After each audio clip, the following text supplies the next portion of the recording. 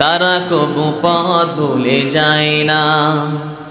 যাদের হৃদয়ে আছে আল্লাহর ভয়, তারা কবু পথ ভুলে যায় না।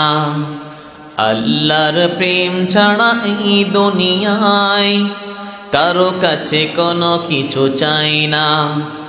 আল্লাহর প্রেম ছাড়া এই দুনিয়ায় কারো কাছে কোনো কিছু চাই না। ঠিক কিনা?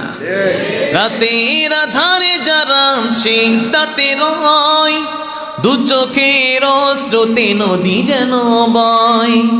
রাতের আধারে যারা সিজদাতে রয়, দু চোখের স্রোতে নদী যেন বয়।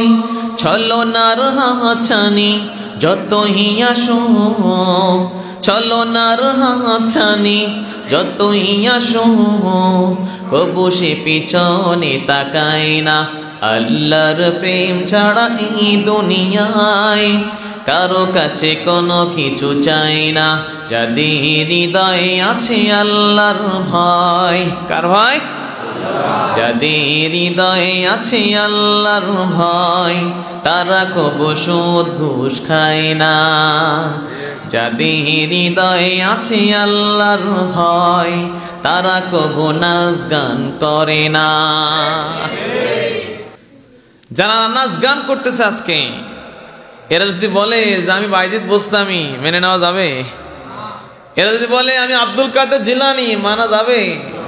তুমি আব্দুল কাদের জিলানি না, তুমি আব্দুল কাদের জিলাপি। ঠিক কিনা বলে? এই জন্য ভাইরা আমার, আল্লাহর ভয় লাগবে। আল্লাহর ভয় আছে কিনা এটা কি করে বুঝবো? তারকুল মুনকারাত ওয়া ফি'লুল খায়রাত, অশ্লীল অবৈধ অন্যায় কাজকে ছাড়তে হবে, বৈধ নেকির কাজকে করতে হবে। যে এইটা করতে পারবে বুঝতে হবে তার দিলের মধ্যে কার ভয় আছে? আল্লাহর ভয় আছে। যে অন্যায়কে ছাড়তে পারে না, যে নেকির পথে চলতে পারে না, যত বড় সে আল্লাহওয়ালা সমাজের চোখে হোক না কেন, আল্লাহর কাছে এসে একজন ভণ্ড প্রতারক। কথা বলেন ঠিক কিনা? এই কোরআন তাকে রাস্তা দেখায় যার ভিতরে তাকওয়া আছে। আমার কথা নয়, আল্লাহ বলে দিয়েছেন আলিফ লাম মিম যালিকাল কিতাবু লা রাইবা ফিহি, এটা এমন একটা কিতাব যে কিতাবের মধ্যে ভুল তো দূরের কথা, সন্দেহের লেশ মাত্র নাই। এই নিঃসন্দেহান কিতাব, নিঃসংকোচের কিতাব। আল্লাহ বলেন হুদাল্লিল মুত্তাকিন, একমাত্র পরহেজগার খোদাভীরু আল্লাহওয়ালা তাকওয়াদার বান্দাদের জন্য কোরআন হেদায়েত। আল্লাহ বলেন নাই হুদাল্লিল মুসাল্লিন, যারা মসজিদে নামাজ পড়ে ওদেরকে মুসল্লি বলা হয়। এই মুসল্লিদের জন্য কোরআন হেদায়েত, আল্লাহ তা বলেন নাই। আল্লাহ বলেন নাই হুদাল্লিল মুসলিমিন, কোরআন মুসলমানদের জন্য হেদায়েত। আল্লাহ সেটাও কিন্তু বলেন নাই তুমি মুসল্লি হও, তুমি মুসলমান হও, যতদিন পর্যন্ত তোমার দিলের মধ্যে তাকওয়া না আসবে এই কোরআন তোমাকে রাস্তা দেখাবে না। ঠিক কিনা বলে? এই যে অশ্লীল কাজ চলতেছে, গত কয়েকদিন আগে বাগাসরায় গিয়েছিলাম, তো নাভারণ যে মোড়টা আছে, এই বোধহয় কয় তারিখ, 5-6 দিন আগে। হ্যাঁ, ও জানা আছে আপনার? আরে ড্যান্স। তা আমি আসতেছি তখন রাত 12টা পার হয়ে গেছে। না সরি, ওখানে আবার মাইজে বক্তা ছিলাম, এখানে তো প্রধান বক্তা, ওখানে মাইজে বক্তা ছিলাম। তো আসতেছি দেখলাম প্রায় অন্তত 1000 খানিক যুবক হবে। সুবহানাল্লাহ বলবেন না? আরে সুবহানাল্লাহ বলতেছে। সব মোবাইল ধরে আমাকে দাঁড়ায় রয়েছে। আর একটা মেয়ের দিকে চেহারা দেখতে পারি নাই, বাকি মেয়ে সে চুলটা এরাম নাচাতেছে, তার এরাম ঝামাত করে পড়তেছে, এরাম মারতেছে, তো এই দিক পড়তেছে, ছেলে পেলে এরাম করতেছে, এরাম করতেছে। নাউজুবিল্লাহ বলেন। একটা মেয়ে 1000 পুরুষের চরিত্রকে নষ্ট করতেছে। একটা মেয়ে, একটা বেহায়া মেয়ে, একটা পতিতা মেয়ে 1000 পুরুষের যৌবন জীবনকে নষ্ট করতেছে। এই জন্য সম্মানিত ভাইরা, এই দুনিয়া আজকে আছে কালকে থাকবেন না। চলে যাবেন আর ফিরে আসবেন না। একটা প্রশ্ন রেখে যাই, সবাই তো যাওয়াই লাগবে, যাবেন তো যাবেন, আল্লাহর কাছে কি নিয়ে যাবেন? এই নাচ গান আপনার সাথে যাবে, এই কোরআনের মাহফিল, এই নামাজ রোজাও কিন্তু আপনার সাথে যাবে। যদি গুনার পাল্লা ভারী হয়ে যায়, নেকির পাল্লা হালকা হয়ে যায়, বাবা গো, জাহান্নাম ছাড়া কোনো গতি থাকবে না। ঠিক কিনা? ইল্লা মাশাআল্লাহ। আল্লাহ যদি কাউকে মাফ করে দেয়, সেটা কার ব্যাপার? আল্লাহর ব্যাপার। আমরা হাদিসের মধ্যে পড়েছি, পতিতা নারী, সে তার দেহ ব্যবসা করে বাড়ি যাচ্ছে, দেহকে আরেকজনের কাছে বিক্রি করে দেয়। এই কাজ করে সে বাড়ি যাচ্ছে, পথের মধ্যে দেখতেছে একটা কুকুর, সে পিপাসার কারণে জিভটা মেলায় দিয়ে হাহা করতেছে, কিন্তু পানি নাই, কুয়ার মধ্যে পানি আছে, কুকুর তার পানি তুলতে পারে না। তো তার দিলের মধ্যে দয়া লাগছে, তো উন্নাটা খুলেছে, সে তো এমনি সব খুলে ফেলে, মানুষের সামনে উন্নাটা খুলে কুয়ার মধ্যে দিয়েছে, পানি তুলে জুতাটা বেঁধে ফেলাইছে, ওই জুতার করে পানি তুলেছে, এরপরে কুকুরকে পানি পান করাইছে। আল্লাহর কাছে এই কাজটা এত পছন্দ হয়েছে, এই পতিতা নারীর সারা জিন্দেগির গুনাহকে আল্লাহ ক্ষমা করে এক নেকির আমল কবুল হওয়ার কারণে ওই জামানার নবীর কাছে এই পতিতার জান্নাতের ঘোষণা আল্লাহ দিয়ে দিয়েছেন। সুবহানাল্লাহ। এই ঘোষণা আমার আপনার নামে আসবে কি?